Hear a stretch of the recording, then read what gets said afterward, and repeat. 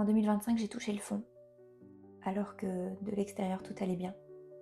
Je m'appelle Marine et tu écoutes Nova Femina. Ce podcast, c'est le premier d'une longue série, un espace que j'ai créé pour parler vrai, parler de vérité, sans filtre, sans armure.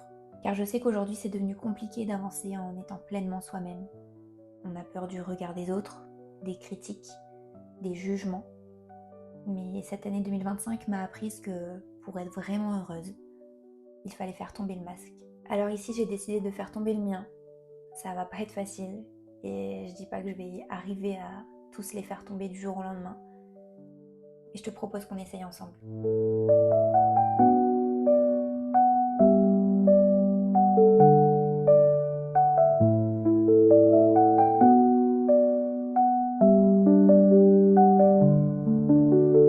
Et j'ai déjà connu ce que c'est de tomber. Genre vraiment tomber. J'ai déjà regardé la mort dans les yeux à cause d'un homme qui disait m'aimer. Mais cette fois, c'était différent. Cette fois, c'était pas mon corps qu'on a blessé, c'était mon cœur, ma dignité et mon identité. J'ai vécu une humiliation publique, des trahisons à répétition, des étiquettes collées sur mon dos comme si j'étais un produit à juger. Et pourtant, je suis restée debout. Et pas toujours droite, pas toujours forte, mais debout. Et ce podcast, c'est un peu ma manière de dire que j'ai tenu bon au final. Et surtout, c'est ma manière de tendre la main à toi qui m'écoutes. Parce que toi aussi, peut-être que tu traverses une période où tu te reconnais plus. Alors bienvenue ici et on va se réaligner ensemble. Tout a commencé avec un tournage et j'y suis allée avec l'envie de montrer qui j'étais vraiment, de donner espoir aux jeunes générations que ce monde n'est pas rempli que de fake et d'amour impur. Je voulais montrer une femme forte, vraie, amoureuse, mais aussi une femme qui doute, qui cherche et qui avance. Je pense qu'au final, je voulais juste montrer une femme humaine. Et je pensais que j'étais prête à tout, que j'avais déjà vécu le pire, mais on n'est jamais prêt à être trahi. Et surtout pas comme ça. Pas devant des caméras, pas quand ton cœur, lui, il joue pas un rôle. Et quand t'es une femme qui aime et que t'es face à la trahison, en direct et sans filtre, quand tu vois ton homme te tourner le dos, te mentir, se laisser aller, tu t'effondres. Et parfois tu t'endurcis. Et je vais pas mentir, je sais que j'ai eu des mots durs, j'ai pas toujours été douce, mais il faut comprendre aussi que là, c'était pas de la méchanceté gratuite. C'était juste une femme blessée qui parlait, une femme trahie, humiliée, en colère. Et parfois, en fait, c'est juste la douleur qui crée à notre place. Parfois, c'est la haine qui prend le micro et ce visage-là, à ce moment-là, c'est qu'une partie de moi qui a mal. Pourtant, on a voulu en faire toute mon identité. On a attrapé ce masque, cette réaction et on en a fait tout un personnage jusqu'à ce que je me dise mais attends, c'est comme ça qu'on va me voir maintenant. Et si les gens pensent que au final je ne suis que ça. Et c'est vrai que je suis un peu émue quand je vous dis tout ça parce que à force qu'on me renvoie cette image, à force de voir des extraits de moi détachés du contexte et figés sous la colère, j'ai commencé à douter, pas de ce que j'avais vécu, mais de qui j'étais en train de devenir. Et là, c'est le début de ma chute invisible. J'ai commencé à perdre pied, et ce que personne ne voyait, c'était les crises d'angoisse, la déconnexion, l'impression de devoir jouer un rôle, la violence passive, les manipulations, les remises en question. C'était pas une douleur violente, mais c'était un peu comme une fatigue de l'âme. Et je pensais déjà avoir survécu à l'enfer, mais ce genre d'humiliation douce, constante, ça te vide en fait. Et je me sentais vraiment trahie dans mon identité et je trouve ça hyper violent. Surtout quand on se bat pour être aligné et qu'on montre l'opposé. Et ce qui a le plus creusé le vide, c'est quand j'ai vu ce qu'on voulait faire de moi. C'était pas moi, c'était pas mon cœur, pas mon intention. Et pourtant, c'est ce que les gens commentaient. C'est comme si on avait attrapé cette facette de moi dans un moment de douleur et qu'on avait décidé que ce serait mon identité. Et à force de lire ces projections, ces critiques, ces raccourcis, j'ai commencé à douter de moi-même.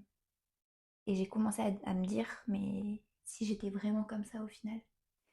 Et là, j'ai compris que j'étais en train de me perdre à travers le regard des autres. j'étais en train d'oublier qui je suis, juste parce que quelqu'un avait décidé de raconter une autre histoire. Et c'est là où tu te rends compte que ton environnement et ton dialogue intérieur ont un réel impact sur ta vie. C'était pas juste de la douleur de voir mon image déformée, c'est juste que en fait tout s'est empilé. Déjà il y avait la trahison, la vraie, celle du couple, le choc de voir l'homme que j'aimais me tourner le dos, la douleur de devoir rester là malgré tout et faire face.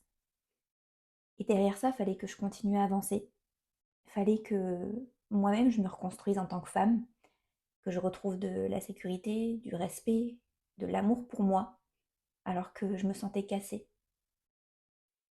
Et au moment où je devais me réparer, j'ai été exposée, humiliée, publiquement, parce que cette trahison, elle s'est pas juste jouée dans le silence d'un salon fermé, les filles. Elle s'est jouée devant les caméras, et ensuite elle a été montrée à tout le monde.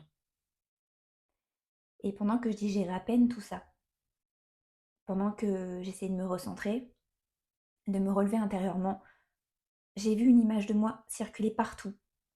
Et on a voulu faire de mon moment de douleur une identité entière. Et comme si ça suffisait pas, il y a eu la vague de haine et les centaines de messages, de commentaires. Des gens que je ne connaissais pas mais qui croyaient me connaître, qui jugeaient mes mots, mes silences, mes regards. Des gens qui se permettaient de résumer ma valeur à une séquence, à une attitude. Et moi j'étais là au milieu de tout ça avec mon cœur brisé, mon image salie et mon nom écorché. Et une seule envie, c'était disparaître. Et je vous dis pas ça pour me plaindre, mais je vous dis ça parce que je sais il doit y avoir des gens qui vivent la même chose que moi à l'heure actuelle. Et quand tout s'accumule, quand tu sais plus si tu dois te défendre, t'expliquer, te taire, te reconstruire, fuir ou résister, bah tu finis par te perdre. Et moi à ce moment-là, j'étais complètement perdue. Et il y a eu un moment où, encore une fois, je me suis retrouvée dans des situations bancales, inconfortables. Et j'ai eu deux choix possibles. C'était soit je continuais à subir et à me dire, bah voilà, c'est comme ça, j'ai pas de chance, je suis condamnée à revivre toujours les mêmes schémas. Et du coup, je restais esclave de ma propre vie. Ou soit je décidais de reprendre ma souveraineté. Et j'ai choisi la deuxième option. Parce que je me suis dit que plus jamais quelqu'un ne décidera à ma place. Plus jamais je ne vivrai quelque chose qui n'est pas aligné avec mes valeurs et qui je veux devenir. Et à partir de ce moment-là, tout a changé. Tout a changé parce que j'ai commencé à comprendre que je pouvais reprendre mon pouvoir, que je pouvais redevenir la femme que j'étais vraiment, sans peur du regard des autres, sans chercher à plaire, et juste en étant moi, et en incarnant la femme que je voyais dans mes rêves. Et dans cette troisième partie du podcast, j'ai envie de vous donner tous les outils concrets, des vrais tips que j'ai appliqués dans ma vie pour arrêter de vivre à travers le regard des autres et reprendre cette confiance en moi. Donc la première chose que j'ai faite, c'est une introspection profonde. Je me suis vraiment demandé, mais qui je suis aujourd'hui et quel genre de femme j'ai envie d'être demain. Et c'est à partir de là que j'ai commencé à agir comme la femme que je voulais devenir. Je me disais, si je veux devenir une femme sereine, alignée, confiante, alors mes actions doivent refléter ça. Mais parce que dans la vie, girl, fake it until you make it. Tu veux être plus confiante? Agis comme une femme confiante, même si tu l'es pas encore. Tu veux être plus riche? Agis comme si tu étais déjà riche, parce que c'est comme ça que l'abondance arrivera dans ta vie. Tout ça, c'est une énergie, c'est un mindset. J'ai arrêté de dire oui à tout, j'ai arrêté de me plier pour plaire, et je me suis réalignée avec mes valeurs et mes besoins. Et dire non, c'est pas être égoïste. Dire non, c'est se respecter. À chaque fois que tu dis oui à quelque chose que tu ne veux pas, tu te dis non à toi-même. Et c'est exactement ce qui m'est arrivé. Donc aujourd'hui, je choisis mes oui. Je les dis avec le cœur, et je dis mes non avec douceur, mais avec fermeté. Parce qu'en réalité, poser ses limites, c'est un acte d'amour envers soi-même. J'ai travaillé ma confiance au quotidien, parce que la confiance, ça se retrouve pas du jour au lendemain. De même que c'est pas une fatalité. Tu ne nais pas confiant, tu ne nais pas timide, tu le deviens par tes expériences et tes réactions à telle ou telle situation. J'ai commencé chaque matin avec mon carnet. Tous les jours, j'écrivais des affirmations positives comme je suis capable, je mérite l'amour et la paix, je suis une femme forte et lumineuse. Et là, tu vas me dire, ouais, mais c'est pas en écrivant 3 phrases que je vais aller mieux. Mais girl, sache que ton cerveau est à la fois bête et intelligent. C'est-à-dire que lui, il va prendre toutes tes pensées pour argent comptant et en faire une réalité. Donc n'oublie jamais que tu es ce que tu penses. Alors, ce que tu lis, que tu écris, regardes ou écoutes, c'est ultra important pour ton développement intérieur. Et surtout, je pratique la reconnaissance. Pas juste dire je suis reconnaissante d'être en bonne santé, blablabla, des trucs un peu lambda. Non, non. Genre vraiment, j'allais dans le détail. Je me disais, je suis reconnaissante d'avoir pu monter les escaliers ce matin parce que mon corps me permet d'être en mouvement, de danser, de marcher, de vivre. J'allais vraiment dans le détail parce que le fait de détailler, ça change tout. Parce qu'au plus tu vas dans le détail, au plus ton cerveau comprend qu'il y a déjà plein de belles choses dans ta vie. Et là, tu passes d'un mindset de manque à un mindset d'abondance. Tu te rends compte que t'as pas besoin d'avoir plus pour être heureuse, t'as juste besoin de voir ce que t'as déjà. Ensuite, j'ai appris à vider ce que je gardais en moi. La rancune, la colère, la tristesse. Je les mettais sur papier et j'avoue à l'heure actuelle, je le fais encore parce que tout n'est pas guéri. J'écris tout ce que je veux plus dans ma vie. Les situations, les émotions, les pensées, les relations. Et ensuite, je détruis ce papier. Et je le fais dès que j'en ressens le besoin.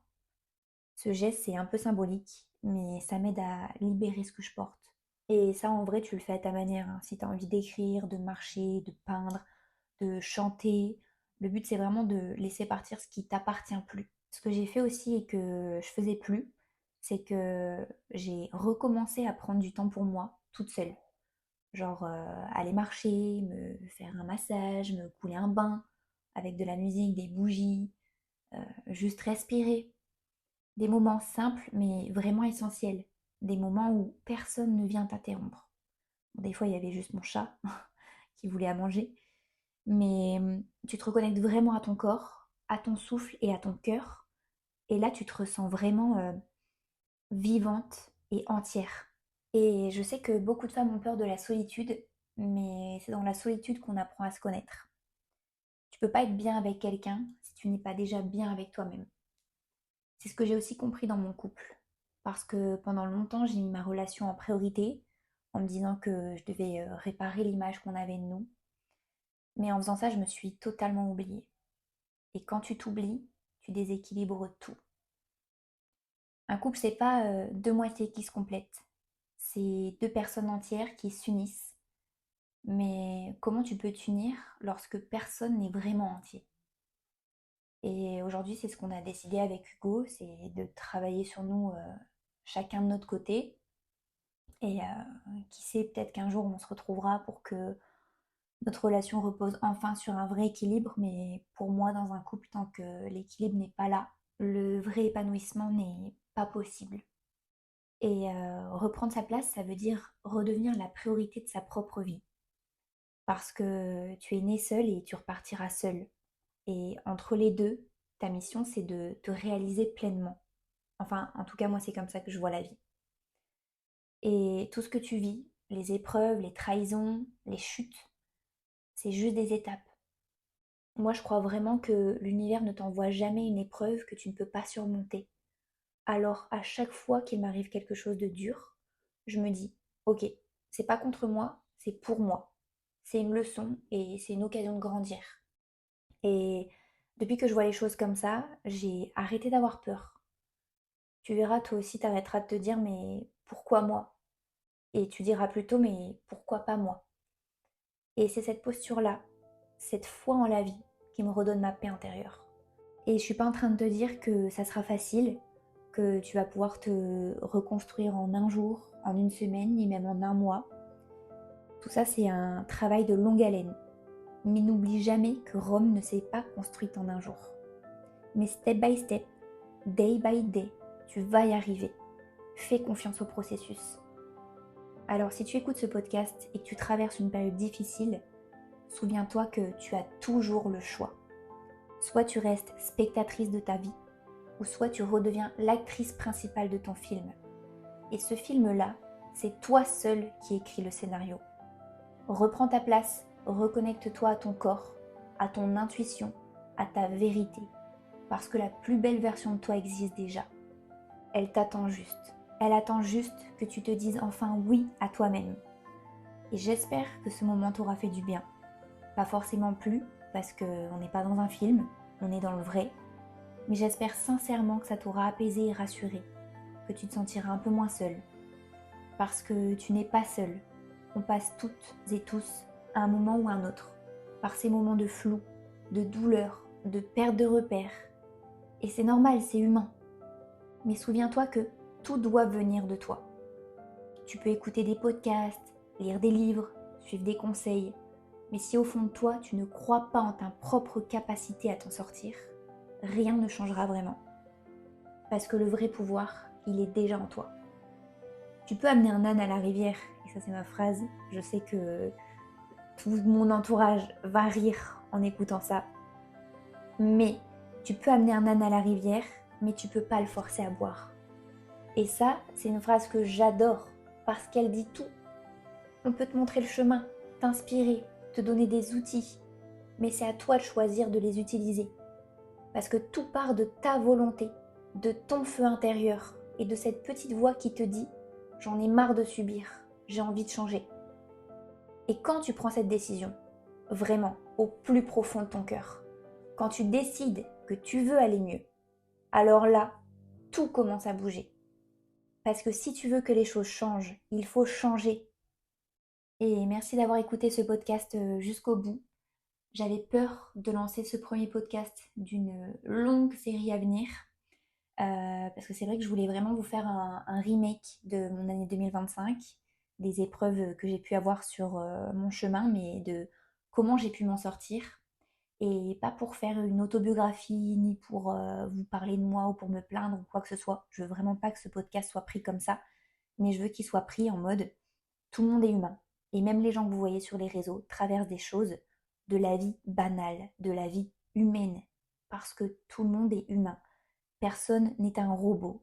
Et tous les gens que vous voyez sur les réseaux sociaux, que vous voyez à la télé, que vous voyez même peut-être dans vos rêves, bah, subissent les mêmes choses que vous au final. Donc on est tous dans le même bateau. Et je voulais juste que mon expérience de vie et comment j'ai réussi à remonter la pente, ben, vous soit bénéfique pour vous et puisse vous aider aussi à, pourquoi pas, ben, relever la pente vous aussi. Donc si tu veux me soutenir, tu peux partager ce podcast à une femme à qui ça ferait du bien ou tout simplement le garder pour toi comme un petit rappel et le réécouter quand on a besoin. Je te laisse t'abonner à ma chaîne pour suivre la suite de mes aventures et la suite de Nova Femina parce qu'il y a une grande suite qui nous attend. Prends soin de toi et n'oublie jamais que tu es plus forte que tu ne le crois.